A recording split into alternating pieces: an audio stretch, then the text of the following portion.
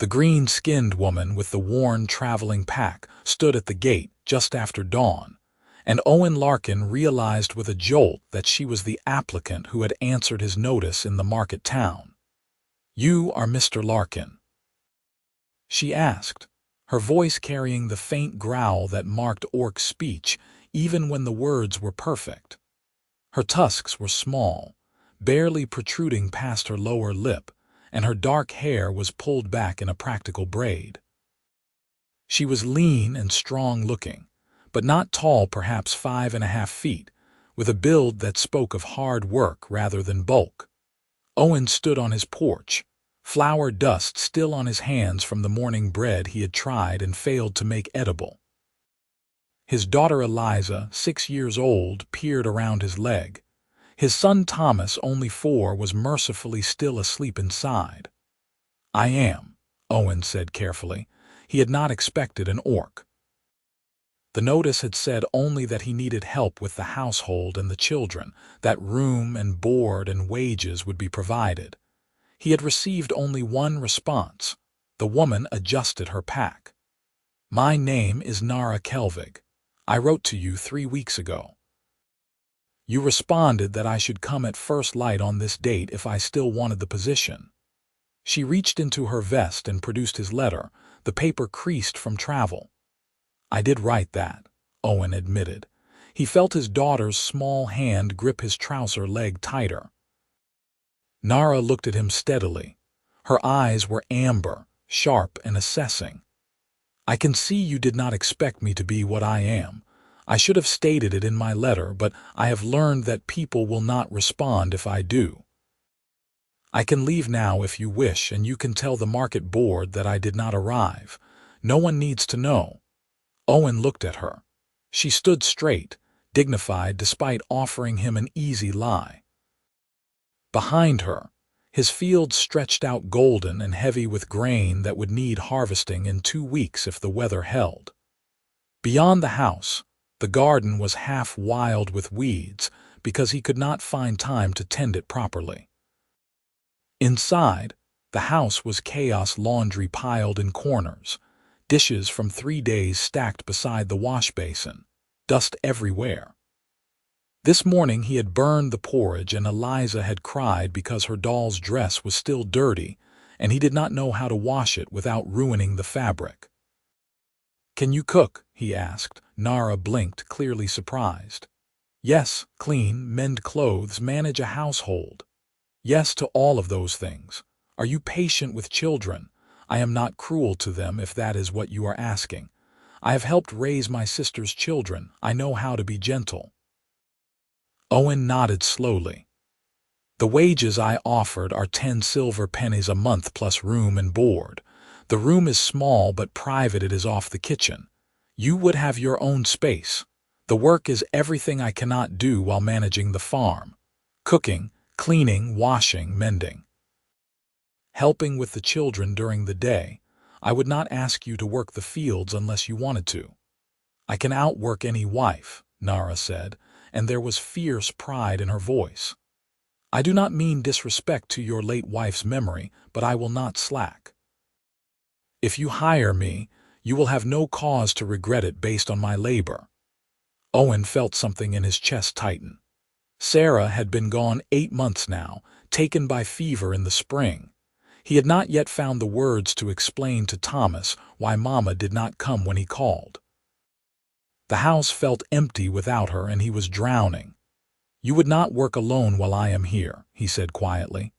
"I do not expect you to carry everything by yourself. We would share the load." Nara stared at him. Her expression shifted, something uncertain crossing her face. "That is not what employers usually say." "I am not looking for a servant," Owen said. "I am looking for help. There is a difference." A long moment passed. Eliza tugged on his leg. "Papa, is she going to stay?" Owen looked down at his daughter, then back at Nara. "That is up to her." Nara straightened her shoulders. "Then I accept the position, Mr. Larkin." "Owen," he corrected. "If we are going to share the work, we should use given names. This is Eliza and my son Thomas is still asleep." "Owen," Nara repeated, testing the name. "Then you should call me Nara." "Welcome, Nara," Owen said, and stepped aside to let her through the gate. The house was worse than Nara had expected, but she kept her expression neutral as Owen showed her through the rooms. The main room served as kitchen and living space, with a large hearth and a table that was currently invisible under papers, tools, and what looked like a half-carved wooden horse. The dishes were indeed stacked high. The floor needed sweeping. 2 doors led off the main room, one to Owen's bedroom where the children also slept, and one to the small room that would be hers. "I know it is a disaster," Owen said, rubbing the back of his neck. "I have been trying, but you are one person attempting to do the work of 2, Nara interrupted. "And you must also manage the fields and animals. This is not a disaster. This is what happens when someone is drowning and trying not to show it." Owen let out a breath that might have been a laugh. "You are direct. I find it saves time." Nara set her pack down in her room. It was small but clean, with a narrow bed, a chest for belongings, and a window that looked out toward the garden. "Tell me the children's routines. What they eat, when they sleep, what frightens them. I need to know how to care for them." For the next hour, Owen walked her through everything. Eliza was shy but desperately craved attention and stories. Thomas still had nightmares about his mother and would only settle if someone sang to him. Sarah had always sung a particular lullaby. Owen's voice broke when he tried to hum it. The children usually woke at dawn. Eliza could dress herself but needed help with her buttons. Thomas could not dress himself at all yet. They ate porridge for breakfast, though Owen admitted he could not make it properly. They liked carrots but not parsnips. Eliza was learning her letters. Thomas loved to watch the chickens. "You remember all of this?" Nara asked. "They are my children," Owen said simply. "I remember everything about them. I just cannot do everything for them." Nara felt something warm settle in her chest. She had worked in houses before where the parents could not name their children's favorite colors. "Then let me start doing. You go work your fields. I will call you when the midday meal is ready." Owen hesitated. "Are you certain?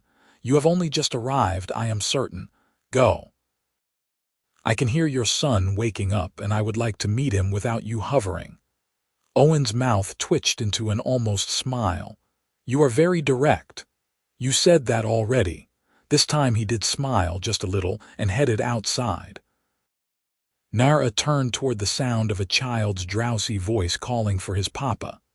Thomas was small for 4, with his father's dark hair and eyes that were still clouded with sleep. When he saw Nara instead of Owen, he froze. "Hello, Thomas," Nara said, crouching down so she was at his level. "My name is Nara. I am going to be helping your papa take care of the house. Are you hungry?" Thomas stared at her tusks. Then he said, "You are green." "I am," Nara agreed. "I am an orc. Have you seen an orc before?" He shook his head. "Well, now you have. I am going to make breakfast." "Do you like porridge?" "Papa makes it lumpy," Thomas said. "I will make it smooth," Nara promised. "Can you show me where the oats are kept?" Thomas considered this, then nodded and took her hand. His grip was trusting, easy. Nara felt her throat tighten. She had not expected that. By midday, the house had transformed. Nara worked with efficient speed, scrubbing dishes while the porridge cooked, sweeping floors while the children ate, setting laundry to soak while she prepared the midday meal. Eliza followed her around asking questions. Where was she from? Did orcs celebrate harvest festivals? Could she really lift a full water bucket with one hand? And Nara answered while she worked. Thomas mostly watched, still uncertain, but he did not cry or run from her. When Owen came in from the fields, he stopped in the doorway. The table was clear and set with plates. The floor was swept. The smell of baking bread and stewed vegetables filled the air. Eliza was sitting at the table practicing her letters on a slate that had been buried under the mess that morning. Thomas was carefully arranging carved wooden animals in a line. "You cleaned," Owen said, sounding stunned. "That is what you hired me for," Nara replied. She ladled stew into bowls. "Sit, eat, then you can go back to work." Owen sat slowly. He took a bite of the stew and closed his eyes. "This is good."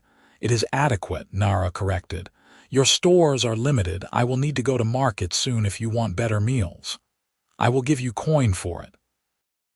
Owen ate another spoonful, then looked at his children. "Did you two behave?" "She made the porridge smooth," Thomas announced, "and she let me feed the chickens." "She knows lots of stories," Eliza added. "She told me one about a clever rabbit." Owen looked at Nara. She kept her expression neutral, but she felt something flutter under her ribs at the gratitude in his eyes. "Thank you," he said quietly. "You have not seen a full day's work yet," Nara replied. "Thank me when I have earned it." But Owen smiled, small and genuine, and Nara had to look away. The days fell into a rhythm. Nara woke before dawn and started the fire, put water on to heat, began breakfast. Owen came in from the early barn chores, and they ate together with the children, a quiet meal where Eliza chattered and Thomas slowly grew more comfortable. Then Owen went to the fields and Nara managed the house, washing, mending, cooking, cleaning, teaching the children their letters and numbers, letting them help with small tasks. At first, Nara worked alone. But on the third day she carried the washing outside to hang it and found Owen repairing the garden fence. "You should be in the fields," she said. "The fence was broken," Owen replied, hammering a nail. "The rabbits were getting in. I could have fixed it, I know, but I had time, so I did." He finished the nail and looked at her. "We share the load. Remember," Nara remembered. She hung the washing while Owen finished the fence, and neither spoke, but something settled between them that felt like partnership. By the end of the first week, the house ran smoothly. Nara had organized the chaos, mended the children's worn clothes, scrubbed every surface, and established routines that the children followed easily. She learned that Eliza loved to help cook, that Thomas would sit for an hour watching beetles in the garden, that Owen always checked on the children before he went to sleep, his footsteps quiet in the night. She also learned that Owen worked himself too hard. He was in the fields from dawn until dusk, coming in only for meals. His hands were calloused and often bleeding from small cuts. He never complained. "You are going to hurt yourself," Nara said one evening as she watched him wince while eating. "It is harvest season," Owen replied. "There is no choice. When does the grain need to be cut? 2 weeks if the weather holds, 3 if I am lucky." "How much of it can you manage alone?" Owen was quiet for a long moment. "Not all of it," he admitted. "I will have to hire help for the harvest itself. But I can do the preparation work myself, or I could help you." Owen looked up, surprised. "You are already working from dawn to dark." "The children nap in the afternoon. I could work the fields then. You would get more done." "I did not hire you for field work." "You hired me to help," Nara said. "This is helping." Owen studied her face. Then he said, "You do not have to, I know. I am offering anyway." Something shifted in Owen's expression, gratitude mixed with something else, something uncertain and warm. "Then I accept, thank you." The next afternoon, while the children napped, Nara joined Owen in the fields. He was checking the grain, walking the rows to assess when it would be ready. She fell into step beside him. "What are you looking for?" she asked. "The color of the stalks, the weight of the heads, how easily the kernels come free." Owen plucked a head of grain and rubbed it between his palms. "Another week, I think, maybe 10 days. That is faster than you expected." "Yes." Owen's jaw tightened. "Which means I have less time to prepare." They worked in silence for a while, Owen showing her how to check the irrigation channels, clear debris, ensure everything was ready. Nara learned quickly. She was strong and tireless, and Owen had to tell her twice to rest. "You will exhaust yourself," he said. "You would work until you collapsed if no one stopped you," Nara replied. "I am no different." "That is not reassuring." Nara laughed, surprising herself. Owen smiled at the sound, and Nara felt warmth bloom in her chest. They walked back to the house together as the sun lowered. The children were awake, playing in the garden under the watchful eye of Eliza, who had appointed herself Thomas's guardian. Owen watched them with such clear love that Nara had to look away. "You are a good father," she said. "I am trying to be," Owen replied. "It is harder without Sarah."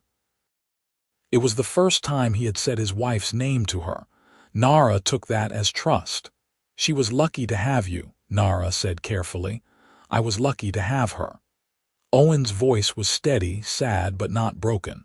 "She made everything better just by being in it. I keep thinking I will turn around and she will be there, and then I remember." Nara did not know what to say to that, so she said, "The children are growing well. You have kept them safe and loved. She would be proud of you." Owen's breath hitched. He looked at her, and his eyes were bright. "Thank you." They stood in the fading light, and Nara felt the space between them hum with something she did not have words for yet. The days passed. Nara worked the house and the fields both, splitting her time, learning the rhythm of Owen's farm. The children grew more attached to her. Eliza started asking if Nara could stay forever. Thomas held Nara's hand when they walked to feed the chickens. At night, when Thomas woke crying, Nara heard Owen singing the lullaby, his voice breaking, and one night she got up and stood in the doorway. "Let me try," she said quietly. Owen looked up from where he sat on the edge of the children's bed, Thomas curled against him. "You do not have to. I know the song now. I have heard you sing it enough." Owen hesitated, then carefully extracted himself. Thomas whimpered, reaching for his father. Nara sat down and gathered the small boy into her arms. "Hush, little one," she murmured, and began to sing. Her voice was rougher than Sarah's would have been, shaped by Outwork vocal cords, but the melody was right. Thomas stilled, listening. Nara sang the whole lullaby through, then started again. By the third repetition, Thomas was asleep. When Nara looked up, Owen was standing in the doorway watching her. His expression was unreadable. "You learned the song," he said. "I thought it might help." Nara carefully laid Thomas back down and tucked the blanket around him. Eliza was already asleep, thumb in her mouth. "It did." Owen's voice was rough. "Thank you." They walked back into the main room together. The fire had burned low. Outside, the night was full of cricket song. "I should sleep," Nara said. "Tomorrow will be another long day." "Nara." Owen's voice stopped her. She turned. He was looking at her with something in his eyes that made her heart beat faster. "I am grateful you are here." "You pay me to be here," Nara said, but her voice came out softer than she intended. "It is more than that." Owen took a step closer. "You have made this house feel like a home again. The children are happier. I am." He stopped, seeming to struggle for words. "I am less alone." Nara's throat tightened. "I am glad," she managed. They stood in the dim room, and Nara felt the pull between them like gravity. Then Owen stepped back, breaking the moment. "Good night, Nara." "Good night, Owen." Nara lay awake in her small room for a long time, listening to the house settle, feeling something in her chest that she had not felt in years, something dangerous and warm and entirely foolish. She was falling for her employer, and that could only end in heartbreak. The harvest came early. Owen woke one morning to find the sky heavy with clouds and the air cold, too cold for late summer. When he walked the fields, he found the grain ready, the stalks golden and heavy. "We have to start today," he told Nara at breakfast. "There is a frost coming, I can feel it. If we wait, we will lose everything." "Then we start today," Nara said. "What do you need?" I need to hire workers from town, at least 5 men for a week. But Owen's jaw tightened. I do not have the coin to pay them until after I sell the grain. I will have to ask for credit. Will they give it to you? I do not know. Owen looked at his plate. I have not needed to ask before. Sarah always managed the money and we always had enough saved. Nara understood what he was not saying. The medical bills from Sarah's illness had taken everything. I will go with you to town, she said. 2 people asking is stronger than 1. Owen looked up, surprised. You do not have to, we share the load, Nara interrupted. That means this too. They left the children with Mrs. Fletcher, the neighbor 2 farms over, and rode to town together. Nara had not been to the market town since she arrived. She felt eyes on her as they walked through the streets, humans staring at the orc woman beside Owen Larkin. Some looks were curious. Some were hostile.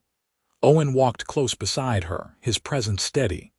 When a man stepped into their path and spat on the ground in front of Nara, Owen moved between them. You have something to say, you say it to me, Owen said, his voice calm but edged with steel. The man looked at Owen, then at Nara, then walked away muttering. You did not have to do that, Nara said quietly. Yes, I did, Owen replied and kept walking. They found the hiring hall where workers gathered during harvest season. Owen asked for 5 men and offered credit against the harvested grain. The overseer looked skeptical. You have never asked for credit before, Larkin, the man said. Why now? Because my wife died and it took everything I had saved, Owen said bluntly. But my farm is good and my grain is healthy. I will pay after the sale. You have my word. The overseer looked at Nara. You are working for him now. I am, Nara said. Orc labor is cheap, the overseer said slowly. Why do you need more workers? Because I hired her for the household, not the fields, Owen said. And because no one can bring in a harvest alone, no matter how strong they are. The overseer considered this. Then he shook his head. Credit is risky. I cannot give you 5 men on a promise.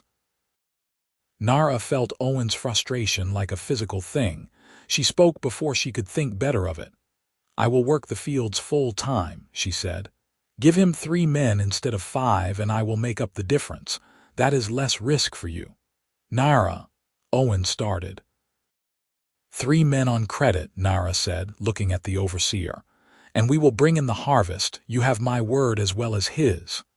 The overseer looked between them, then he nodded slowly. 3 men. They start tomorrow at dawn, but if the harvest fails, Larkin, you will owe me. It will not fail, Owen said. They walked out into the street.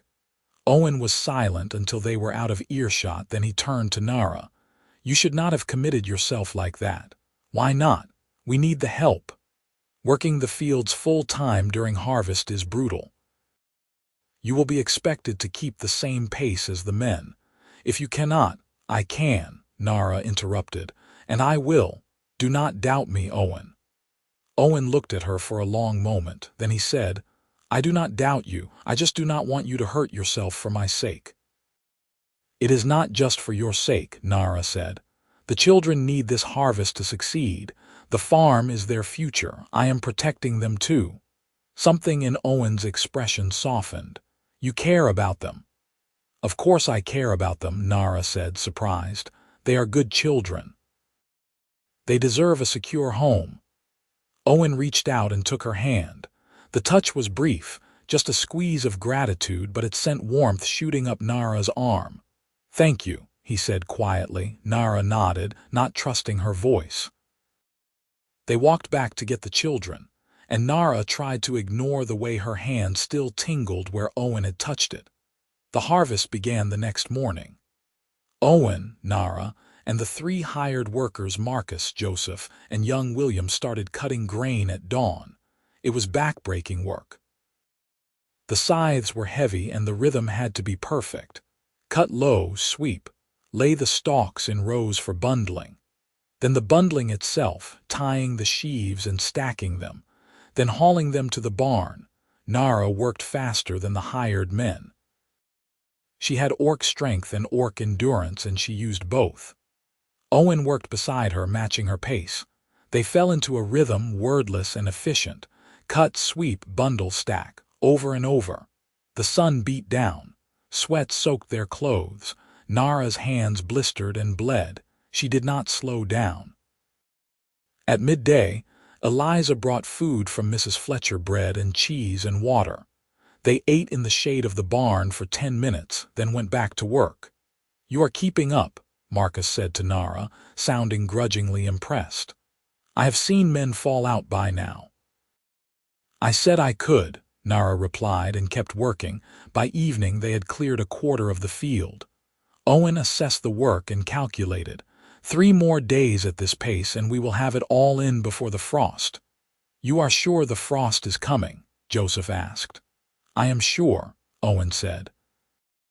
"Look at the sky." The sky was heavy and gray, the air cold. Nara could feel it, to the weight of weather turning. They had no time to waste. The children stayed with Mrs. Fletcher while the harvest continued. Nara missed them, but there was no choice. She and Owen worked from before dawn until after dark, collapsing into exhausted sleep and waking to do it again. The blisters on Nara's hands turned to calluses. Her muscles ached. She did not complain. On the 3rd day, Owen stumbled. He caught himself on his scythe, but Nara saw the way he favored his left leg afterward.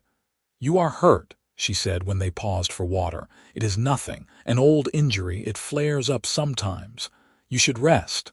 "We do not have time for me to rest." Owen drank deeply, then wiped his mouth. "We are almost done. 1 more day." "Owen, I will manage, Nara." His voice was firm. "I have to." That night, after the hired men had left, Nara found Owen sitting on the porch, his legs stretched out. She sat beside him without asking. "Let me see," she said. "It is fine." "Owen." He sighed and pulled up his trouser leg. His calf was swollen, the muscle tight and knotted. Nara made a soft sound of disapproval. "This is not fine. This is you ignoring your body until it gives out." "I cannot afford to give out." "Then let me help." Nara placed her hands on his leg, her touch careful. "Tell me if this hurts." She began to massage the muscle, working the knots carefully. Owen hissed through his teeth at first, then slowly relaxed. Nara worked in silence, feeling the tension ease under her hands. When she finished, Owen let out a long breath. "That is much better," he admitted. "Where did you learn to do that?" "My father was a laborer. He taught me how to tend sore muscles. Working bodies need care." Nara pulled her hands back. "You should soak it in hot water tonight." "I will." Owen looked at her in the dimness. "You did not have to do that, I know." They sat together on the porch, listening to the night sounds. Nara was acutely aware of Owen beside her, the warmth of him, the steady sound of his breathing. "Nara," Owen said quietly, "when this harvest is done, I need to tell you something." Nara's heart beat faster. "What is it?" Owen hesitated, then shook his head. "After the harvest. I do not want to distract us when we are this close." Nara wanted to push, but she understood.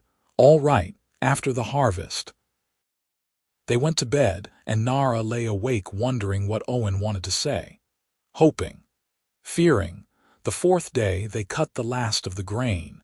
It was late afternoon when they tied the final sheaf and stacked it in the barn. The hired men cheered. Owen stood in the middle of the empty field, looking at the full barn, and Nara saw the relief on his face. "We did it," he said. "We did," Nara agreed. Marcus approached Owen. "You have a good worker here, Larkin," he said, nodding at Nara. "Best I have seen in a while." "I know," Owen said, and the pride in his voice made Nara's chest tight.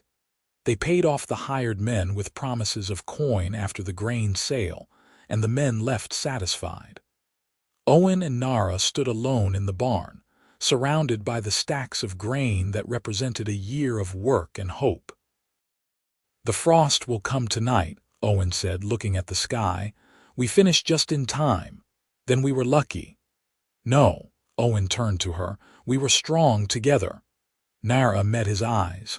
The air between them felt charged, full of unspoken things. Then Owen said, "Come inside. I need to tell you what I have been putting off." They walked to the house. Nara's stomach churned with anxiety. Owen gestured for her to sit at the table, then paced for a moment before sitting across from her. "The harvest is in," he began. "That means I can take it to market in a few days, once it has dried properly. The sale will bring in enough to pay the hired men, cover our expenses, and make the mortgage payment." "That is good," Nara said carefully. "Why do you sound worried?" Owen rubbed his face. "Because the mortgage is not the only problem. The man who holds it, his name is Cyril Morton, came by 2 months ago. He told me that he is looking to acquire more land in this area, and he would like to buy my farm." "You told him no?" "I told him no. This farm is my children's inheritance. I will not sell it, but Morton is not a man who accepts no easily. He said that if I could not make the mortgage payments, he would foreclose. And he said," Owen's voice went hard, "he said that a man alone could not manage a farm like this, and that I should consider remarrying. Someone respectable," he said, "someone who could help me manage properly." Nara's stomach sank. "Someone human." He did not say that exactly, but yes, that was his meaning. Owen looked at her. "I told him I would manage fine, and I threw him off my land. But the truth is, Nara, I cannot pay off the mortgage early. I can only make the regular payments, which means Morton still has leverage over me." "What kind of leverage?" Owen was quiet for a long moment. 3 weeks ago, I received a letter from him. It said that he has heard I hired an orc to work in my household, and that this shows poor judgment. He has offered to extend my mortgage payment by 6 months, giving me breathing room after Sarah's medical debts, but only if I agree to let him choose a suitable wife for me.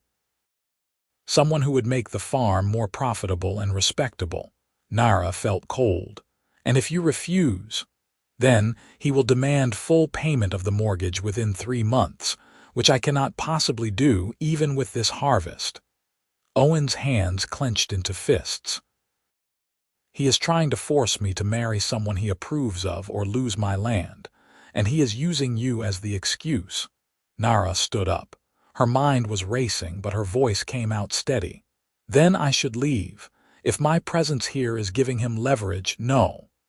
Owen stood as well. "Nara, that is not what I want. That is the opposite of what I want." "Then what do you want?" Owen crossed the space between them. He stood close, his eyes intense. "I want you to stay, not as my housekeeper, as my wife." Nara's breath caught. "Owen, I know this is sudden. I know you did not come here expecting this. But these past weeks, working beside you, seeing you with my children, building something together," Owen's voice was rough with emotion. "I have fallen for you, Nara. I care about you. And I do not want Morton or anyone else to take this farm, but I will not marry someone I do not care for just to keep it. I would rather lose the land than lose you." Nara's heart was pounding. "You cannot mean that." "I mean every word. Owen, think about what you are saying. If you marry me, Morton will foreclose anyway. He wants you to marry someone respectable. An orc wife is the opposite of what he is demanding." "Then we find another way to pay off the mortgage," Owen said. "We take it out of his hands entirely." "How? You just said you cannot pay it off early." "Not from this harvest alone, no, but there are other lenders. We could refinance with someone else, pay off Morton, and free ourselves from his conditions." Nara shook her head. "Other lenders will charge higher interest. You would be taking on more debt." "I would be taking on debt that does not come with strings attached to my personal life." Owen reached out and took her hands. "Nara, I am not asking you to marry me to solve a problem. I am asking because I want you in my life, as my partner. The mortgage is a complication, but it is not the reason." Nara looked down at their joined hands, her green skin against his tanned human skin. She wanted to believe him. She wanted it so badly it hurt. "What about the children?" she asked quietly. "They have already lost their mother." "If I marry you and then something goes wrong, nothing will go wrong." "You cannot promise that." "No," Owen admitted, "but I can promise that I will fight for us, for you, for the life we could build together." He squeezed her hands gently. "Nara, I am not asking you to replace Sarah. I am asking you to be yourself. The woman who works until her hands bleed, who sings my son to sleep, who makes my daughter laugh. The woman I have come to love." Nara's eyes burned. "You love me." "I do. I am an orc. I know. People will judge you. They already stare when we go to town together. If you marry me, it will be worse. Let them stare." Owen's voice was fierce. "I do not care what they think. I care what you think, what you feel." Nara closed her eyes. She thought of the past weeks, the quiet mornings making breakfast together, the afternoons in the field, working in rhythm, the evenings with the children, building a routine that felt like family. The way Owen looked at her with respect, with gratitude, with something deeper that made her heart race. She thought of the way he had stepped between her and that man in town. The way he always said "we" instead of "I." The way he had thanked her for singing to Thomas, as if the gift she gave was equal to what he gave her by trusting her with his children. She opened her eyes. "I love you too," she said, and watched Owen's face transform with joy. "But I will not let you lose this farm because of me. If we are going to do this, we find a way to pay off Morton first. We remove him from the equation entirely. Then we marry as equals with nothing hanging over us." Owen's smile was brilliant. "Then we find a way together." "Together," Nara agreed. Owen pulled her close and kissed her. It was gentle and fierce at once, full of promise. When they pulled apart, Nara was breathless. "We should go get the children," she said. "Mrs. Fletcher will be wondering where we are."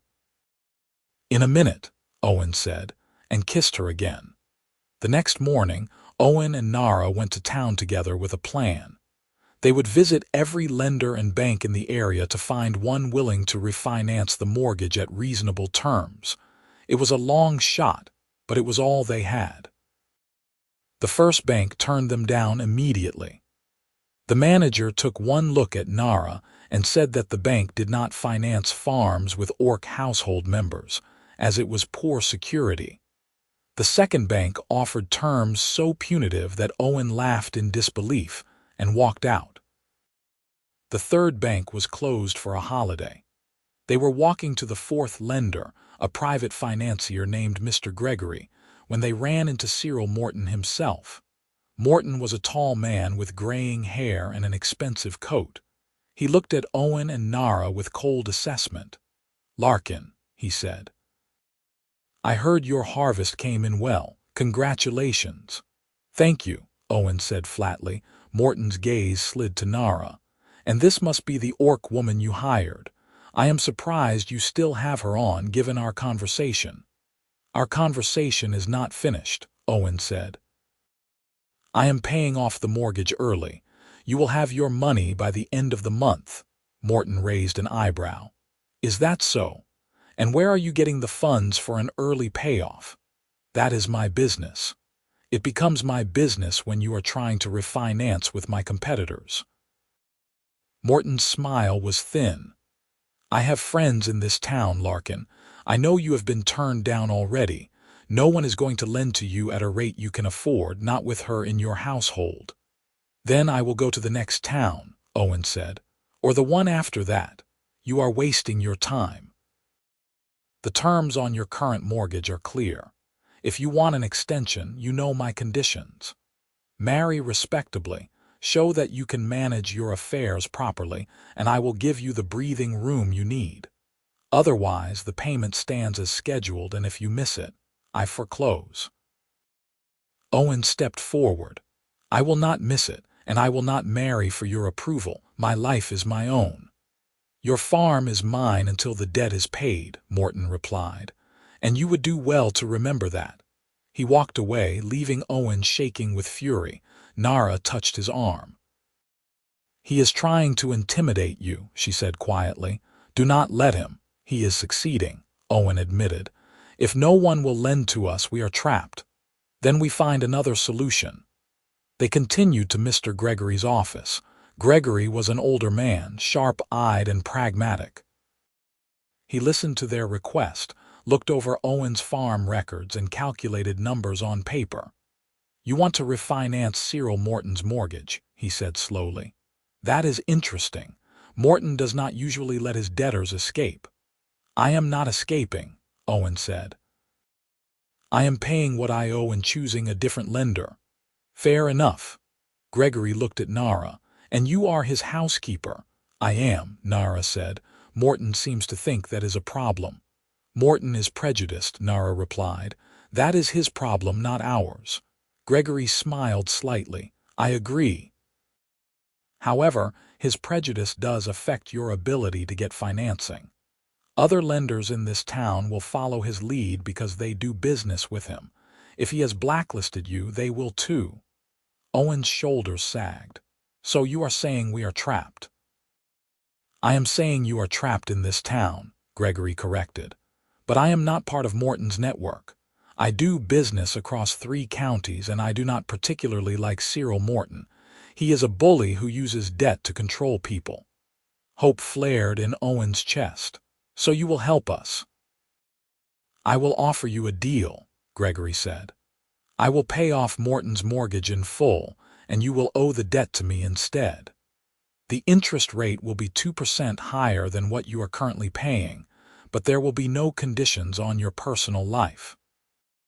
You can marry whoever you want, hire whoever you want, and run your farm however you want. As long as you make the payments on time, I will not interfere." Owen calculated quickly. 2% higher was painful but manageable if the harvests continued to be good. "How long is the term?" 10 years. Fixed rate. You can pay it off early without penalty if you come into money." Owen looked at Nara. She nodded slightly.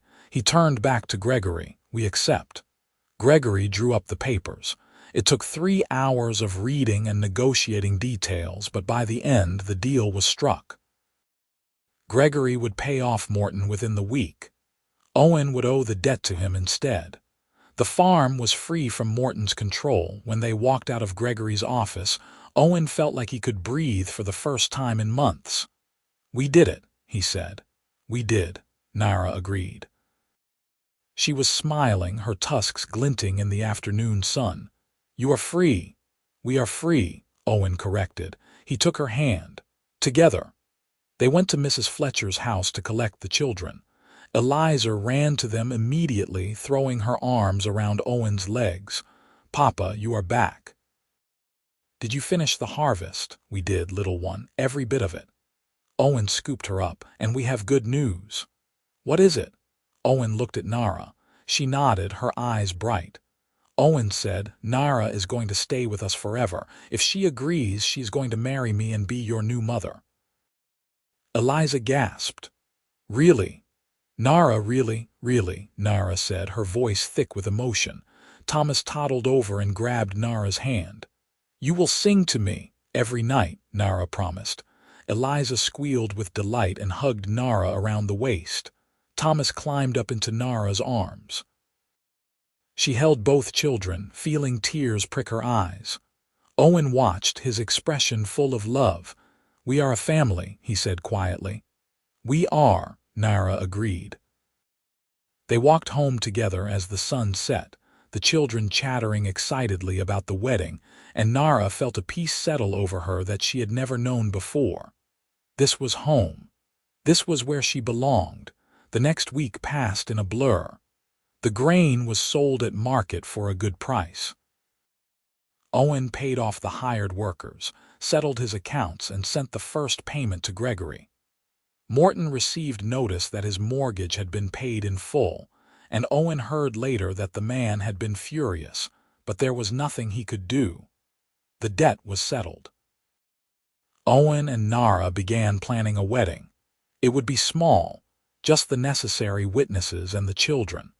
The local priest agreed to perform the ceremony, though he gave them a stern lecture about the difficulty of mixed marriages. Owen thanked him curtly and said they would manage. Nara sewed herself a simple dress from fabric she bought at market. It was pale green, the color of new leaves, and when she tried it on, Eliza said she looked like a princess. Nara laughed and said she was just a farmer's wife. "You are not just anything," Owen said, watching from the doorway. "You are extraordinary." Nara blushed, her green skin darkening. "You are biased. I am honest." The wedding was held on a bright autumn morning in the garden behind the house. Mrs. Fletcher and her husband came as witnesses. The children stood beside them, dressed in their best clothes. The priest spoke the words, and Owen and Nara exchanged vows. "I promise to stand beside you," Owen said, his voice steady. "To share the load, to build a life together, to love you every day." "I promise to work with you, not for you," Nara said, her eyes bright. "To care for your children as my own, to be your partner in all things, to love you with everything I have." They exchanged simple rings, bands of iron that Owen had forged himself. When the priest pronounced them married, Owen kissed Nara and the children cheered. Afterward they had a small celebration. Mrs. Fletcher had baked a cake. There was cider and music. Eliza danced with Thomas and Owen danced with Nara in the garden while the sun shone down. "Are you happy?" Owen asked quietly. "I am," Nara said, "more than I ever thought I could be." "So am I." They stood together, swaying gently, and Nara thought of everything that had led her here. The long walk to Owen's farm, not knowing what to expect. The first sight of him, covered in flour, overwhelmed and trying so hard. The slow building of trust, the harvest, the fight for the farm. The moment he had said he loved her. "I never expected this," she said. "When I came here, I thought I would just be a housekeeper, earn some wages, move on eventually." "What changed your mind?" Owen asked. Nara looked at him. "You did. You treated me like a person, not a tool. You shared the work instead of commanding it. You saw me." "I see you," Owen said, "and I love what I see." Nara kissed him, and the world narrowed to just the two of them, bound together by choice and love and the promise of a future. The seasons turned. Winter came, and the farm settled into its quiet rhythms. Owen and Nara worked together, repairing tools, planning for spring planting, caring for the children. The house was warm and full of life. Eliza learned to read and started teaching Thomas his letters. Nara told them stories in the evenings, tales from orc culture mixed with human folklore. Owen listened, learning about Nara's heritage, asking questions. "You miss your family?" he asked one night after the children were asleep. "Sometimes," Nara admitted, "but I chose to leave." They did not understand why I wanted to work among humans. They thought I was betraying my people. "Were you?" "No, I was being myself. I wanted to see the world beyond our settlement, to prove that orcs could be more than what humans expected. But it was lonely until I came here." Owen took her hand. "You are not alone anymore." "I know," Nara said and smiled. In the spring, they planted new crops. Owen taught Nara the intricacies of crop rotation, soil management, when to water and when to let the earth rest. Nara taught Owen songs that made the work easier, chants that kept rhythm. They worked side by side, and the farm flourished. That summer, Nara realized she was pregnant.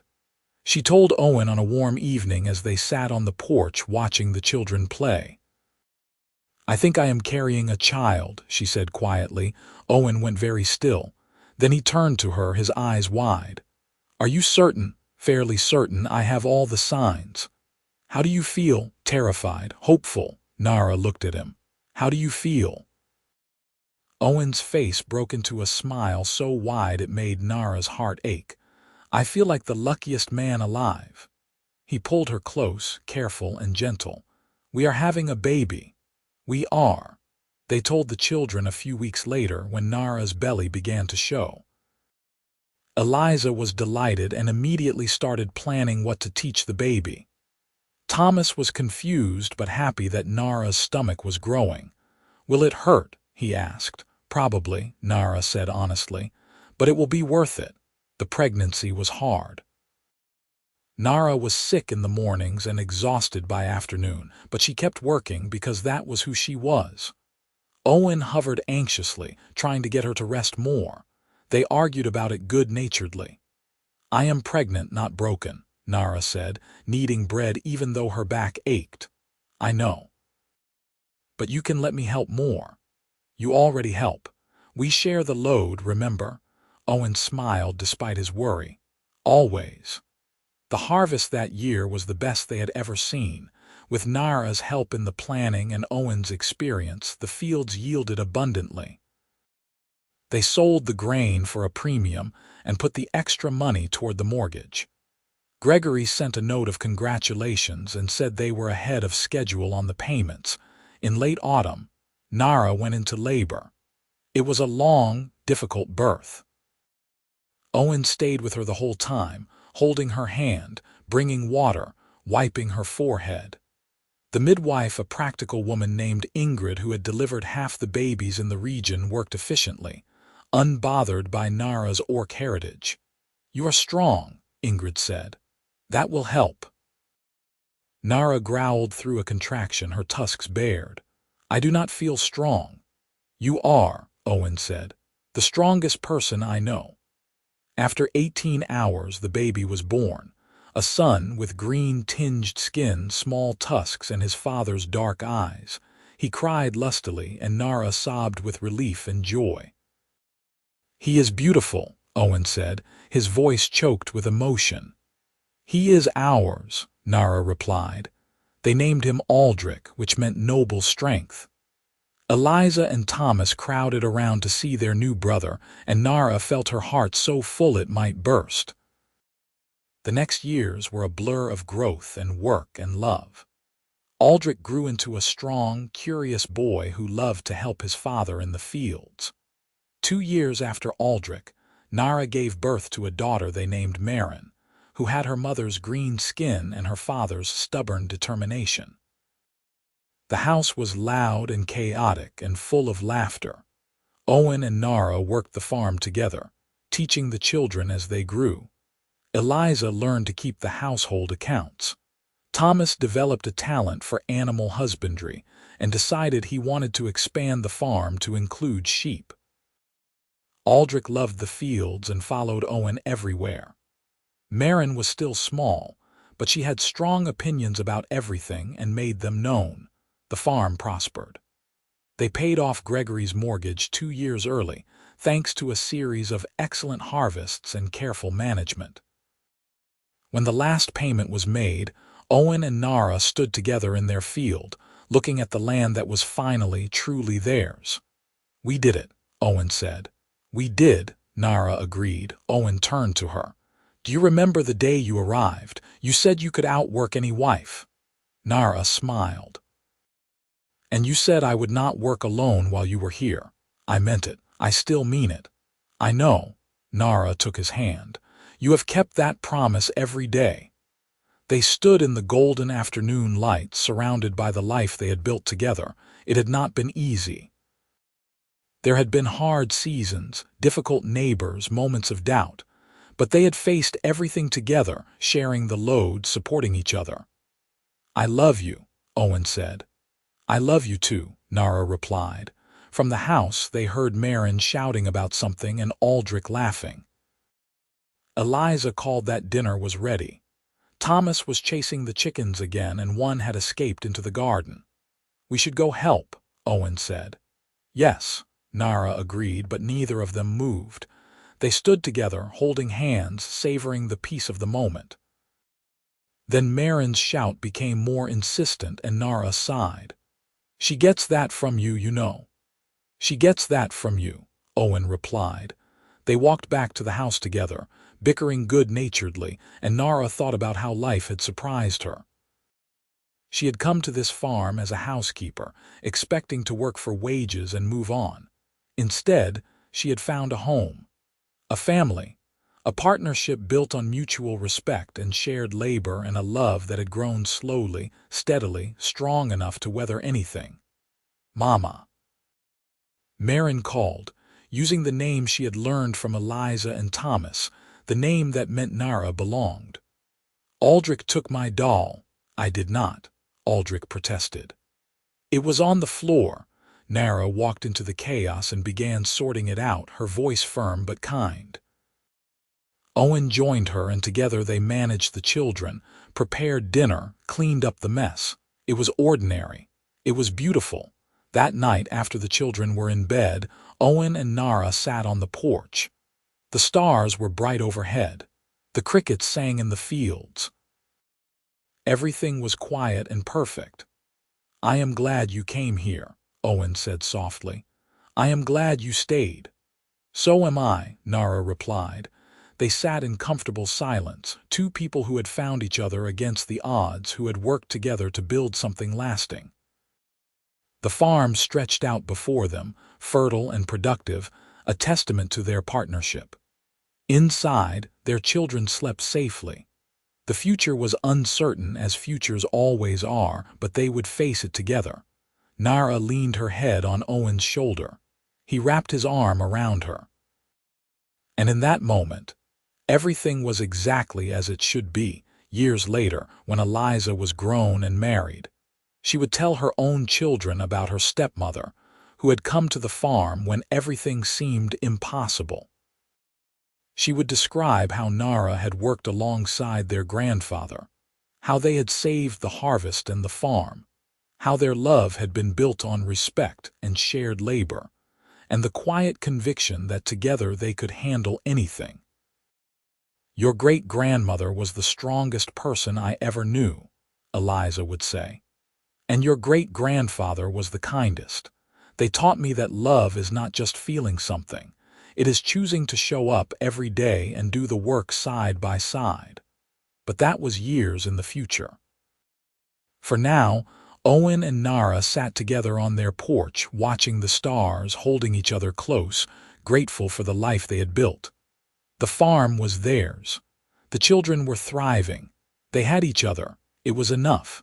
It was more than enough. It was everything. The next morning they woke early as always. Nara started the fire and began breakfast. Owen brought in eggs from the henhouse.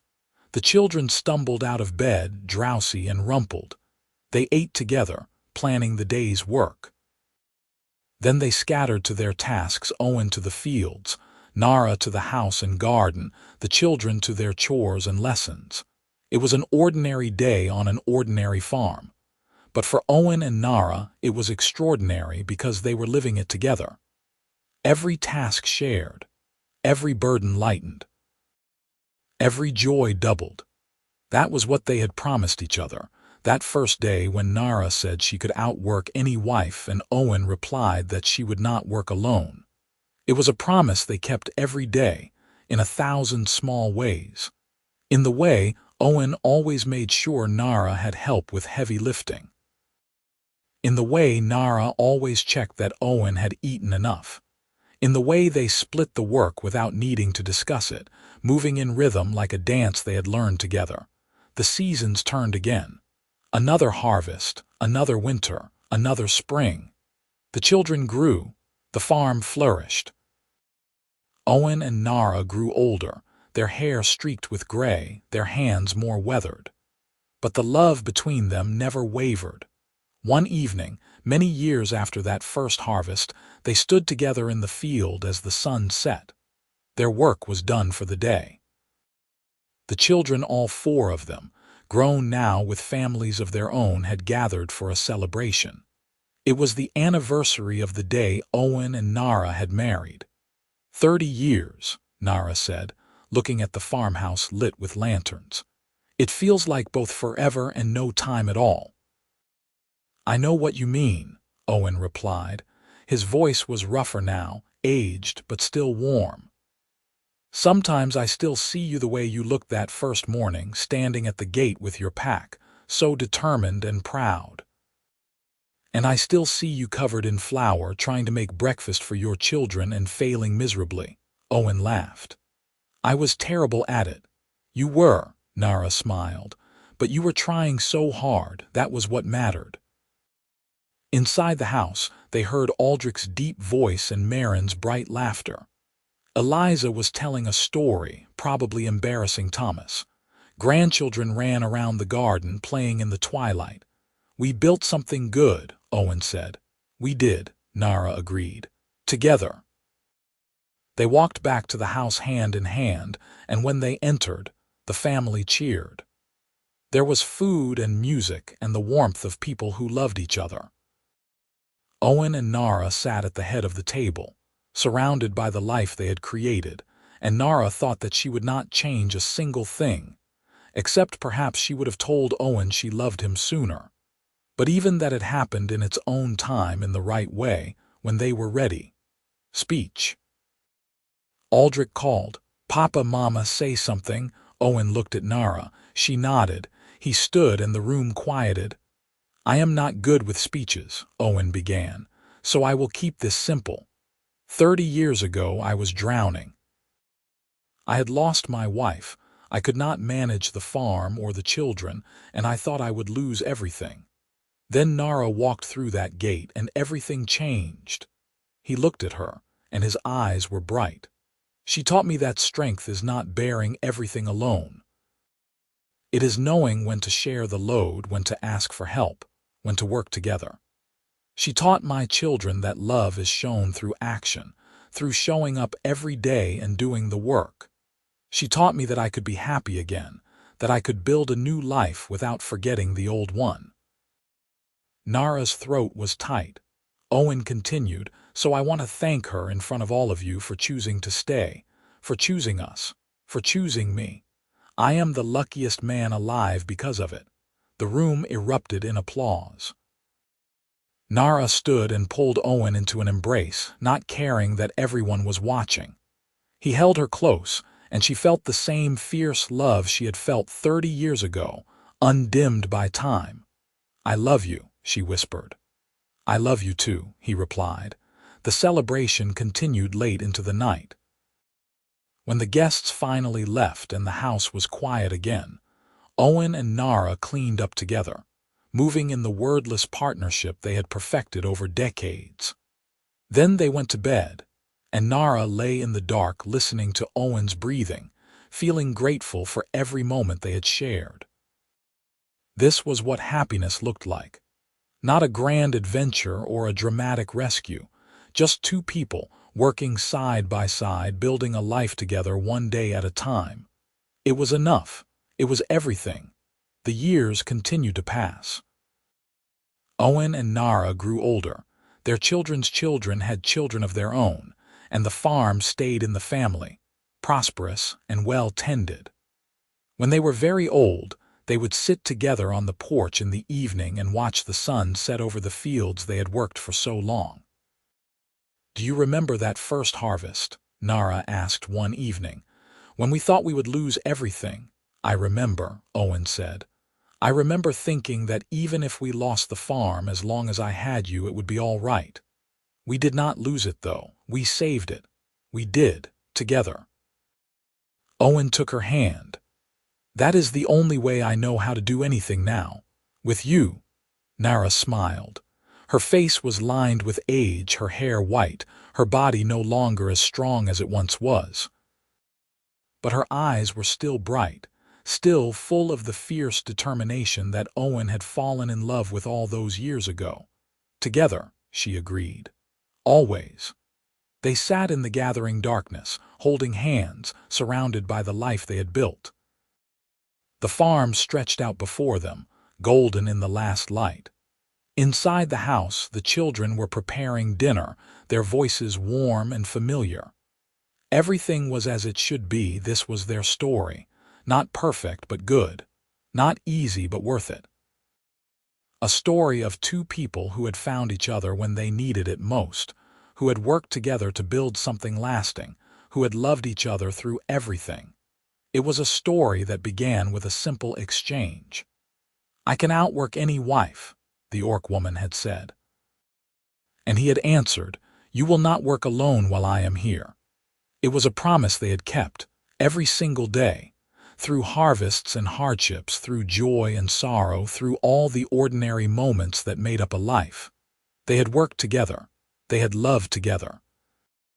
They had built something beautiful together, and in the end, that was all that mattered.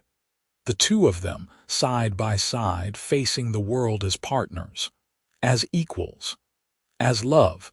The story did not have a grand ending because their life did not have a grand ending. It had a peaceful one, a happy one, a complete one. They lived long lives, saw their family grow, watched the farm continue to thrive. And when their time came, years and years later, they went knowing that they had built something good, something lasting, something that would continue long after they were gone, but that was still far in the future. For now, Owen and Nara sat on their porch, holding hands, watching the stars come out. They were content. They were together. And that was exactly where they wanted to be. "I am glad you came to my gate that morning," Owen said softly. "So am I," Nara replied. "Best decision I ever made." They smiled at each other in the darkness, and somewhere in the fields, the wind rustled through the grain, singing a song of growth and abundance and love that endured. It was the song of their life together, and it was beautiful.